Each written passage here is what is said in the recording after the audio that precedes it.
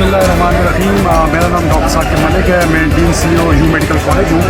आज हमारे लिए एक बहुत अहम मौका है, वो ये कि आज यू मेडिकल टीचिंग हॉस्पिटल के अंदर एक छोटी एम्बुलेंस, जो कि हमारे पेशेंट्स को शिफ्टिंग में पहले बहुत प्रॉब्लम होती थी, मिसाल के तौर पे गायनी से डिफरेंट पेशेंट्स थी या पीस वार्ड से मुख्तलिफ पेशेंट जो क्रिटिकल होते थे उनको शिफ्टिंग में प्रॉब्लम होता था।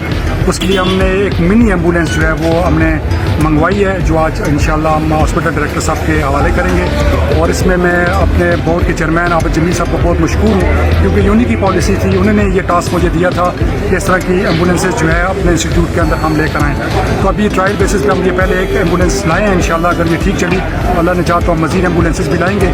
और आई होप से इससे पेशेंट की शिफ्टिंग में, जो क्रिटिकल पेशेंट थे उनकी शिफ्टिंग में पहले बहुत इशूज़ होते थे with in the premises the hospital, वो अब इंशाल्लाह नहीं रहेंगे। बहुत शुक्रिया।